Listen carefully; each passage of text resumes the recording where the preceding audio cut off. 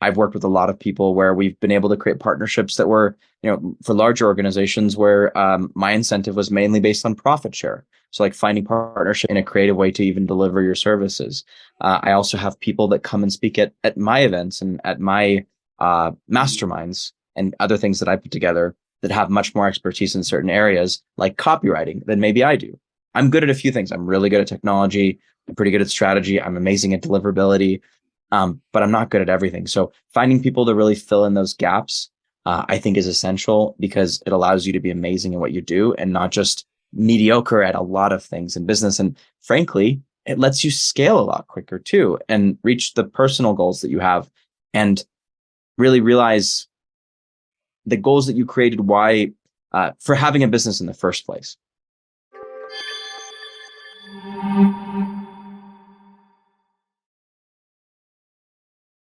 Hello, everybody, and welcome back to the Creative Collaboration Show. Chuck Anderson here. I'm your host today, and this is going to be a really important episode for those of you who use email in your business, which should be 100% of you, right? And you hear all the things about this recommendation or that recommendation.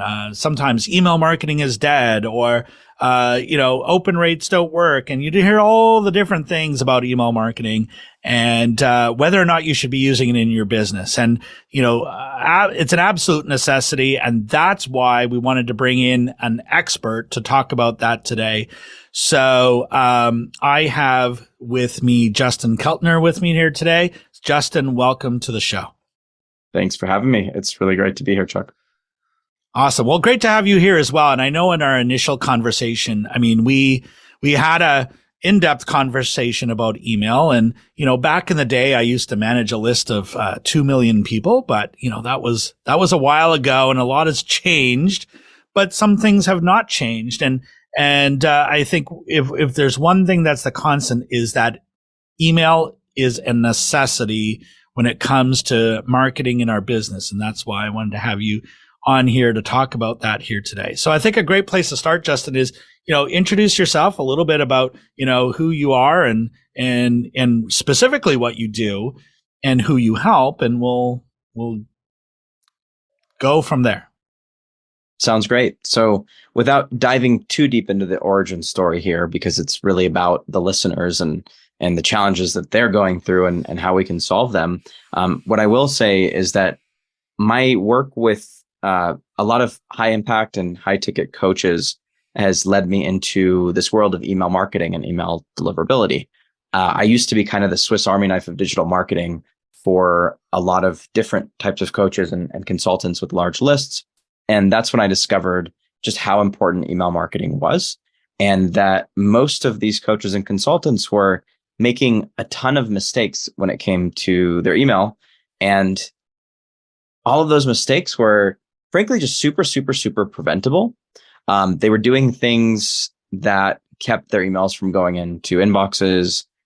They got them landed in spam folders and promotions folders that really hurt their domain reputation. And it's because honestly, like those coaches were really good coaches, but they never went to email marketing school, which of course they wouldn't. They would learn their craft, get better at that, but you can't always be the expert in everything in your business. And that's kind of how I got involved, because they hired me to build systems and funnels, and eventually that transitioned into email. And yeah, that's when I started just discovering a lot of these tricks and secrets, if you will, of how to stay in the inbox and how to write email that's actually engaging and that actually sells your services. I love how you put that, the Swiss Army knife of digital marketing. And I think so many of us start off that way and then eventually have to choose a specialty. What was it about email marketing? Like, what caused that to be your specialty? So I think, number one, the clientele that I was working with, they were already big emailers. They had large email lists ranging anywhere from a few thousand people up to a couple 100,000 people.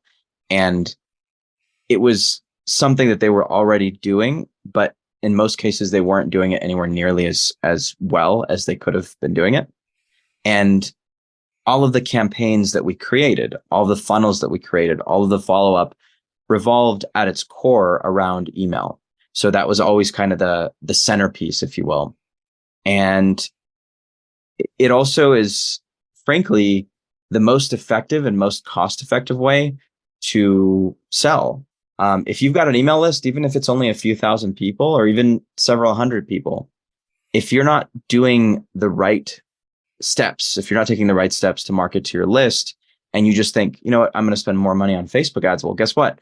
Your funnel or your bucket just has a bunch of holes in it, and all those leads that you're putting in at the top are just dripping through. Email is the way, and proper email marketing is the way to patch those holes in your bucket so that whenever new leads come from anywhere else, they get nurtured effectively through email. So it's kind of a catch-all in a lot of ways, and it's one of those things that if you get email right, everything else will work much better in your business. It just has such a good force multiplier effect on everything else that you would do in your business. I love that. One of the things that I just thought about while you were describing all of that is, some of the coaches that I work with, I noticed that a lot of them, they know email marketing is a necessity. They know it's probably their number one channel, although proportionately they probably spend a lot more time on social media than email. And email kind of like an afterthought. And I'll give you an example. I hear it all the time from one client. It's like, oh man, I got to email my list this week. What should I send them?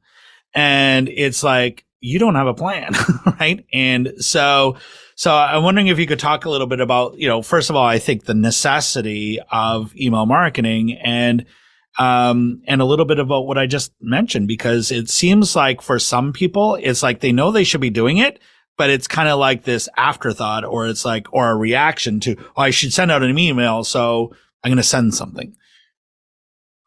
So I'll answer that from a 50,000 foot view. And then also, if you'd like, I'm happy to give some examples of how to get creative with that and how to actually map out a strategy in 90 seconds or less, because that sounds good. Yeah. It's not as complicated as people think. So yes, most people, Chuck, are flying completely blind when it comes to email marketing. They don't have anything planned out. They have an event coming up the day before. They're like, oh no, what are we going to email to our list? We have to email something. It's like, first of all, I think a perspective shift that gets to happen even before that is that it's not that you have to email your list. It's that you get to email your list. I think that's very important. And a lot of the time people come to me for support with their technology and their systems and everything. But really what's stopping them in many ways is their mindset. So immediately off the bat, if they're saying, I have to email my list, what am I going to do? It's like, no, hold on. You have an email list of 50,000 people. You get to email those people. Not everybody, every Tom, Dick, and Harry has an email list. Like this is a real audience of 50,000 people that are listening to your every word. Granted, in some cases, it might be more engaged of a list than in others, but you have that gift, right? Like you have that gift, and like Uncle Ben says, with great power comes great responsibility. So you want to be responsible for how you communicate with your list, because most people treat their list, frankly, like they're just shouting to thousands of people in a room, or like they need to send out this corporate sounding cookie cutter marketing message to sound a certain way and to look a certain way. And the reality of it is, if you've got even 10,000 people on your list, the most effective way to think about it is that you're sending one-on-one messages in bulk at scale, but you're sending one-on-one communication to each of those 10,000 people. So back to the original question, because I think that mindset shift kind of sets the precedent here for how we look at the strategy. So you shift your mindset, you realize those are really one-on-one conversations you're having. And the way that you get people to buy your stuff is by actually having a conversation with them, actually engaging them, actually inspiring them, and actually connecting with them. So stepping back and now looking at strategy, the way that I like to do it, here's kind of the strategy, the easy button for the strategy here, is I love to look at email as a complement to your event funnel. An event can mean many things. It can mean a webinar you're doing. It can mean a live or virtual paid program. It can mean a course, whatever it is that you have as an event, as a thing. The reason why that's so important is because events have a lot of very positive, influential principles in them. One of them, obviously, is scarcity, because even on an online event, it's not unlimited. It can be, but most of the time, you're limited by Zoom or whatever other platform you're using to 100 people or so. And of course, if you're doing a group training program, you can only be actually coaching a certain number of people. Maybe it's 5, 10, 20, whatever that number is for you. But events are amazing because you've got that scarcity, and then you also have community built into it. Even if it's just getting 50 or 60 people to join you on a webinar, there's people in the chat saying where they're from, responding to different topics, to different prompts. So you're really creating community there. Now, you've got those events. So let's say that you have maybe a webinar once a month that you do. Let's just take that as a base strategy. Now you know that the week before that webinar, you probably want to be giving away some pieces of content. Ideally, take the webinar. If it's the same every month, you might want to get a little bit creative and create different spins on it. But take that webinar, take the core concepts, break them apart, create, for example, a video series. This is one of the things that I teach in my Done With You email marketing program, which we're launching a cohort of here very shortly. And we create a video series based off of those components. So you send those videos one by one. Let's say there's 4 or 5 videos. And after each of the videos, maybe you can have a homework assignment. And on some of the PSs in those video delivery emails, you can have a link to register for your webinar as well, or you can show that registration page after they fill out the assignment. Now you're engaging people, you're getting them to actually take action and do homework, which sounds like it's work, but guess what? You're allowing your most interested potential buyers to self-select. Not only that, but they're also giving you the keywords that they're using about the struggles of the problems that you coach them through by answering those questions and those prompts. So you're priming the pump, and you're giving value. And it's instead of just taking and asking for, oh, register for this, sign up for this, pay me money, sign up for my course, get on a call. You're delivering value in advance. So assuming that you're blocking out most of your month to send email at least once every other day or once every third day, I would do that really at a minimum. You've got pretty much your week or so, maybe even a week and a half before the webinar. And then you have the webinar. Then you have follow-up for the webinar, which might be talking about the next one if they missed it, or an encore or a replay. And what are you selling from the webinar? There's probably an upsell there. So you get to talk about that also. There's almost 2 weeks a month of content right there. So the key is, and I think you can use this a lot of different ways. You can use it if you're doing webinars, if you're not doing webinars, but the key is to find something ideally that's a community-driven type of event or other similar thing that has a timeline to it, and use that to hang other things onto. Because every time you funnel people into that, now you're getting another force multiplier effect from that event, which is going to make it much easier to generate sales versus just pitching your list directly. So that's one of the strategies that I like to use. Mm-hmm. Well, I like what you started with there, and that is like a week before the webinar or whatever it is that you're promoting, send some other valuable content. And this is something that I see that doesn't happen probably enough, where a lot of people, they're only emailing their list when they have an ask. So sign up for my webinar, or book a free consultation, or whatever, download my book or buy my book or whatever it is, right? And, really missing out on that key relationship building content, that value building content that's in between. And so that leads me to my next question, and maybe you can even add to what I just said, but what are some of the mistakes that you see people making with their email marketing that's just really contributing to a lousy result? So there's so many things. I think one is, like you just mentioned, the most common mistake is just asking instead of giving. So you're always trying to. So really, asking is okay. Like, you should ask people for responses and for things, but it's the taking, really. If we're getting specific, it's the taking versus the giving.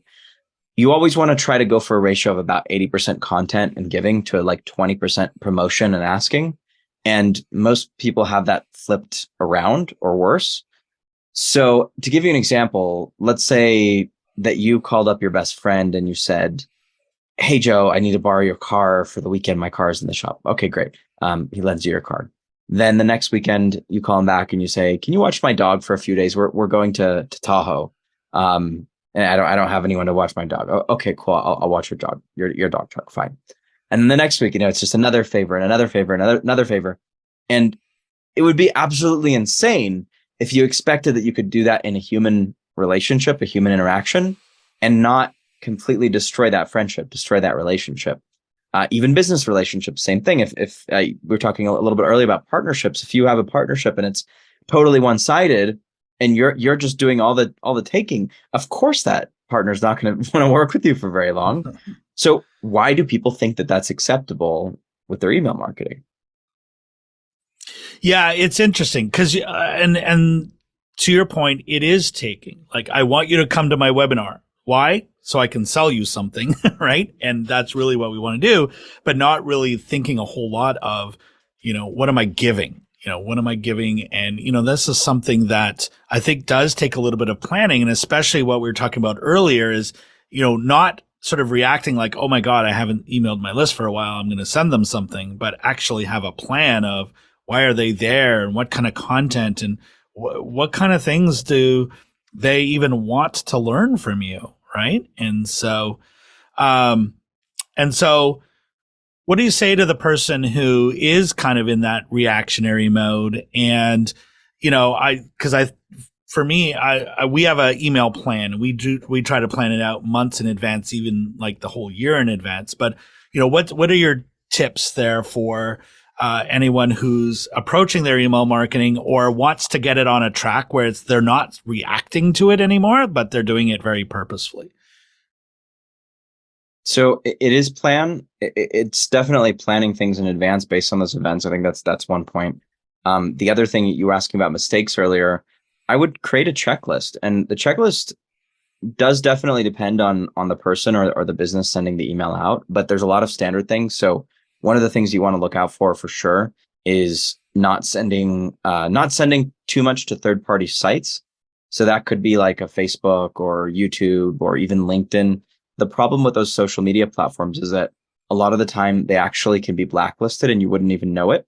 And so if you send to a post on LinkedIn, but another post on LinkedIn was caused the site to even be temporarily blacklisted for some reason, or you send to a domain of a joint venture partner and they're a known spammer, or Google thinks that they're a spammer, whatever you want to call it, it doesn't matter because their domain's blacklisted. What happens is that reputation gets translated onto you. Mm-hmm. And so making a checklist, so not doing those things. Ideally, if you've got a video embedded on your site so that the majority of traffic that you're sending from email goes to your website, which also ideally is the same as the domain in your from address that you're sending from. So having checklists like that, having the strategy planned out for sure is a big deal. And when you do that, you can also look at the ratio of content and giving to taking and promotions, and make sure that that's balanced, making sure that you're nurturing relationships, because people think, oh, I can fix my email deliverability by hiring someone like Justin, which they absolutely can. The challenge is 20% of the work maybe comes in what we actually do and hitting the hammer on the right nails on the tech pieces and the authentication and different things like that I won't go too deep into. Because I could geek out about that for hours. I'm a recovering software engineer, so I know how all of those things work behind the scenes. But 80% of the work is really the way that you approach email and giving value, nurturing your list. So planning to do that. Then the other thing that I would say that's really important is making sure that you're cleaning your list on a regular basis. So if you're sending amazing emails, but only 0.4% of people are actually clicking on those emails, it doesn't matter. It's like if a tree falls in the forest and nobody's there to hear it. Like, did it really fall? Or did it make a noise? I mean, I guess it did, but if nobody hears the noise, what's the effect? None. So by fixing your deliverability, you can actually get people listening to you, and you can make the impact you want to make and make the money you want to make. And one of the keys there is maintaining proper hygiene. And if somebody hasn't opened your email in 30 to 60 days and you're sending regularly, then you know that person probably needs to be put into a re-engagement campaign. And if they don't re-engage from that campaign, most likely they don't belong on your list anymore. Mm-hmm. I like how you said like wanting to kind of like take the text simple and from a high level, I get to ask this question all the time is like, is the app that I'm using to send emails contributing to my result? And very popular, not to pick on MailChimp at all, but I mean, a lot of people go there because it's free. Initially, if you want to do some other stuff with it, it's not free, but a lot of people consider it to be a free app. There's a lot of other low cost apps as well. What would you say to the person who's either invested in an app or using is there a wrong app to use and does it hurt or help them by making a better choice, with what they're using for CRM or mailing app? That's a really great question. And I get asked that a lot too. Like, Justin, what system should I be using? Do I need to switch off of ActiveCampaign and go to another one? It's like, most of the time the answer is no. And if you're using a system, it does what you need it to do. It functions. It gives you the reports that you need. Most of the time, you probably should stick with that unless there's some overwhelming reason to change, because changing an email marketing system like that is like taking an engine and putting it in a different car.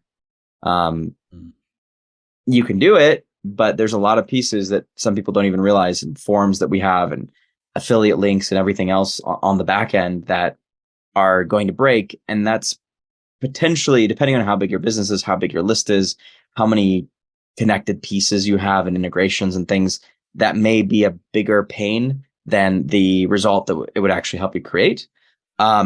There are some cases to do that, but there's a very common myth, like you said, that the email marketing platform we use determines how much our email actually goes into the inbox. And it does, but to a very, very, very small extent. Like maybe 1 to 5% is the actual platform. Now, with that said, one thing to note is that platforms will actually typically choose the server that they're using to send your email out based on certain factors. A lot of those factors have to do with how engaged your audience is and your domain reputation and things like that. So if you're sending to a bunch of people that aren't engaging, either they're going to find segments of your list to send on much lower response or lower quality servers, which are not ranked as high as far as the server IP compared to other servers they might have. They're not as pristine, right? They're with other people that have lower rankings, other segments of contacts. Or conversely, if you're sending out to only an engaged list, they may actually level you up and start sending your emails from a better server. So it's a lot less the platform itself, and it's more your behavior on that platform.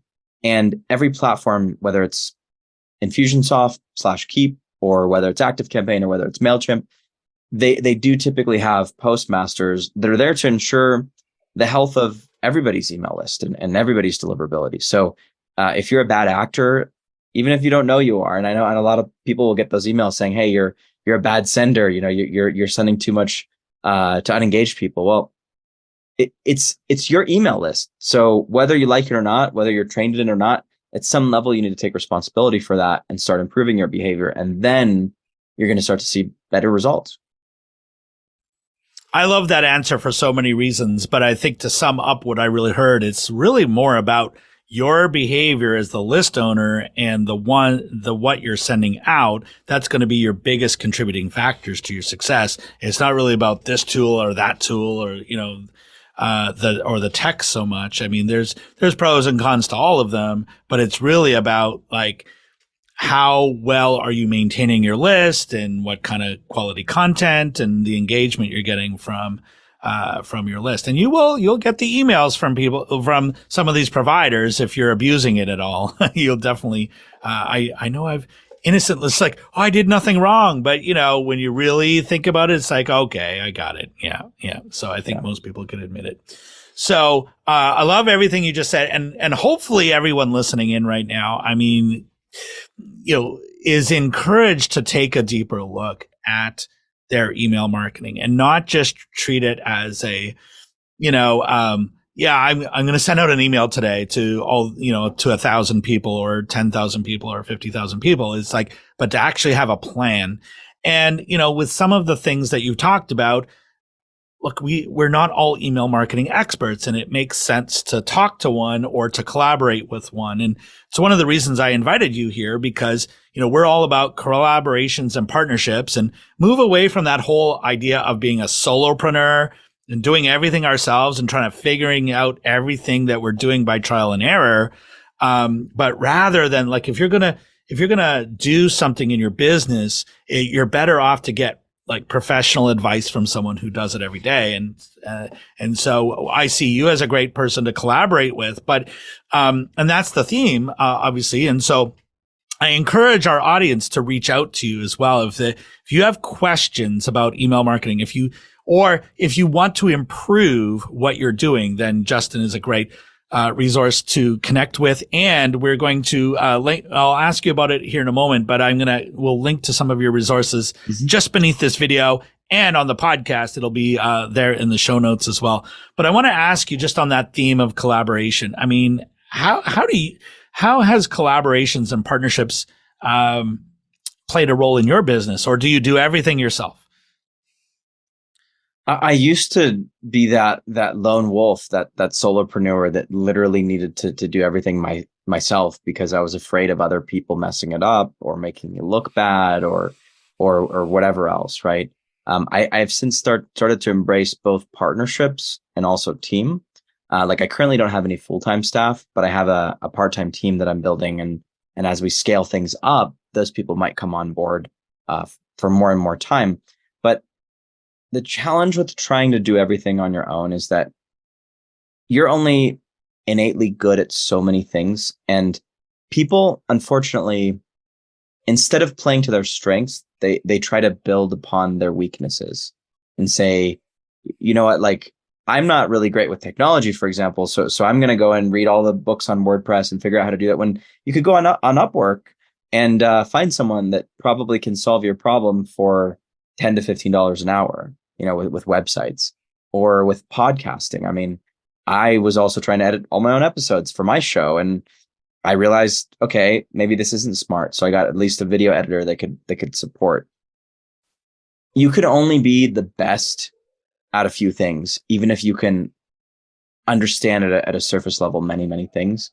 But the real money and the real success, and I think, I mean, at least for me, the most fulfillment has come from getting very, very, very good at a small number of things, and then finding other people that were much better than me. So with regards to partnerships, we actually met, through JVMM, which is a group specifically for partnerships, and we're looking at exploring different ways that we can help each other in business.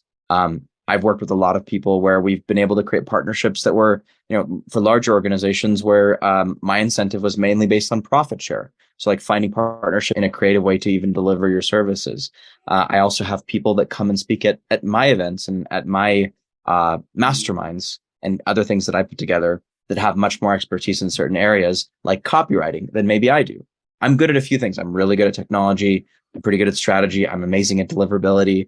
But I'm not good at everything. So finding people to really fill in those gaps, I think, is essential, because it allows you to be amazing at what you do and not just mediocre at a lot of things in business. And frankly, it lets you scale a lot quicker too, and reach the personal goals that you have, and really realize the goals that you created, why, for having a business in the first place.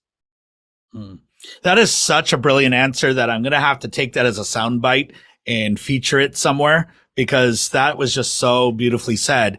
And I asked that question of everybody. I mean, this is where 70 plus episodes into this thing, super well answered. And you even gave references to where, you can actually find people to collaborate with. And that's, like you mentioned, JVMM. It's great to, we're all very partnership minded and collaboration minded. Like, we've all recognized that none of us really does this on their own. And you mentioned the lone wolf thing. I like to refer to myself as a recovering do-it-yourselfer.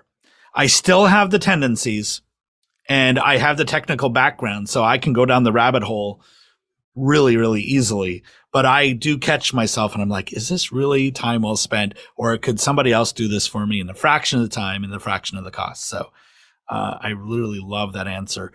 So we're almost running out of time here, but I wanted to ask you this question because, so much of growing a business is not just growing the business or the tactics or all of that, but it's also growing ourselves as well. And so I always like to check in with my guests and see what some of their favorite books are. So I wanted to ask you if you had one, and there's probably many, but if you would recommend one book to our audience that's kind of like a must read for them, which one would you recommend? So yeah, it's definitely a lot, and there's so many that I've read that have made a huge impact on my life and my business. One of the ones that I've revisited recently is called The Artist's Way by Julia Cameron, and it sounds like it's written for artists because it was written for artists. But what I'll throw out two. So The Artist's Way, and another one that's actually related to that, which is The War of Art, not The Art of War. That's a different book, but The War of Art. Mm-hmm. And they talk about, both about like how we can channel our unique purpose and our art, whether that's painting or music or digital marketing and email.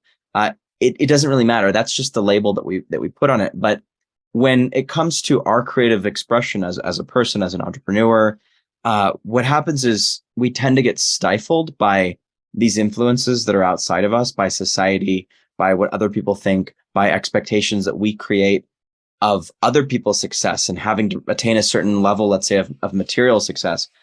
And both of these books actually have a lot of ideas and a lot of exercises for how to combat that almost artist's block that we get, and how to freely and creatively express ourselves. So I would highly recommend either of those as a good starting point, because it's all about the best and highest expression of yourself when you're an entrepreneur.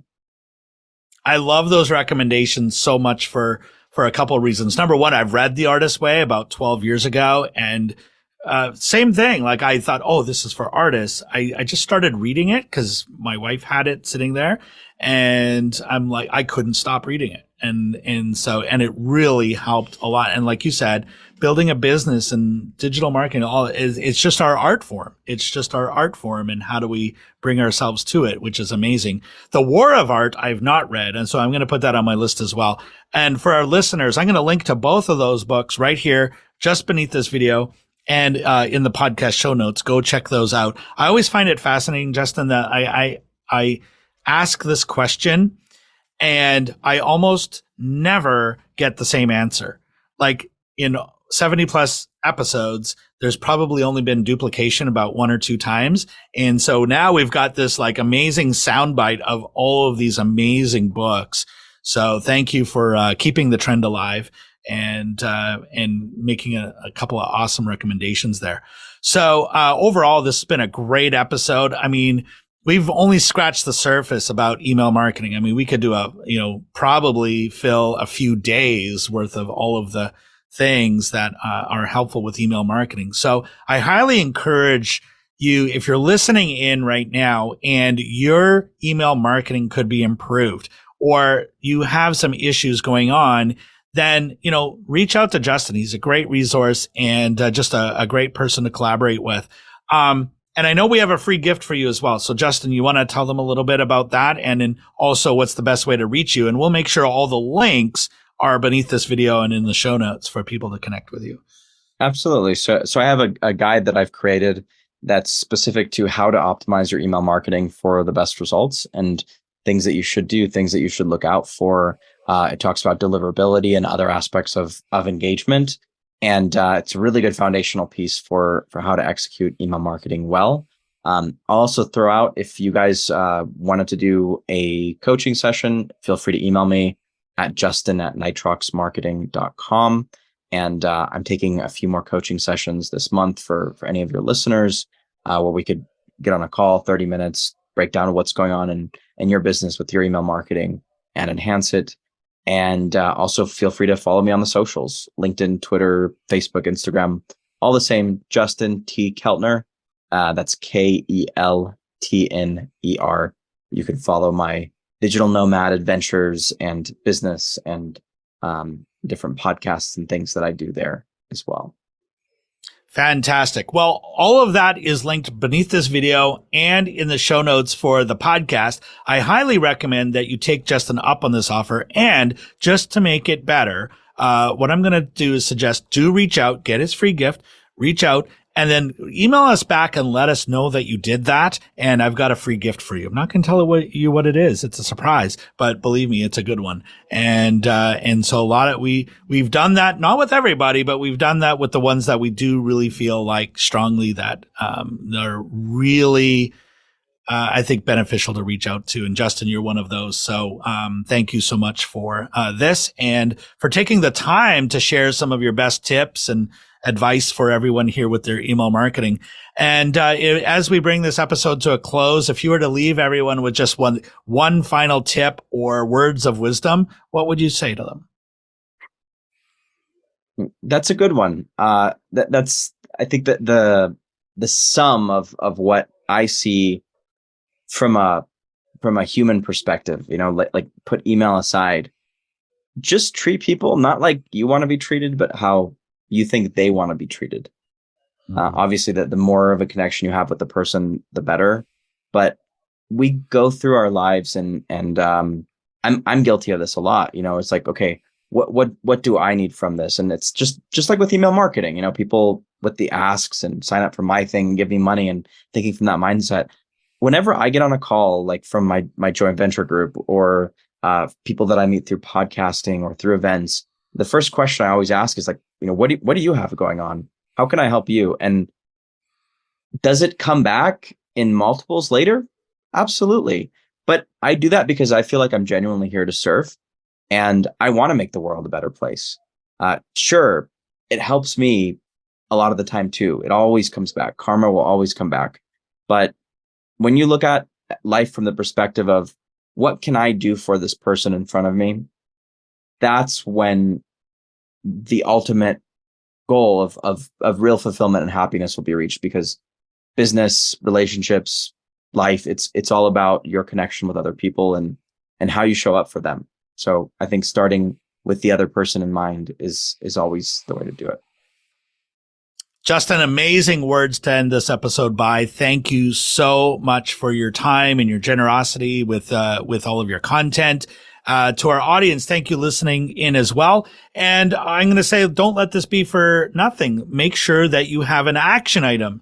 Maybe that's something you need to go and do with your email or in your business. Maybe it's to reach out to Justin. Maybe it's to read the book that we recommended. Whatever it is, pick one action from today's episode and go and do it today. And in the meantime, keep moving forward. Keep being awesome in the pursuit of your big goal or your big dream. And we'll see you on the next one. Thank you, everybody.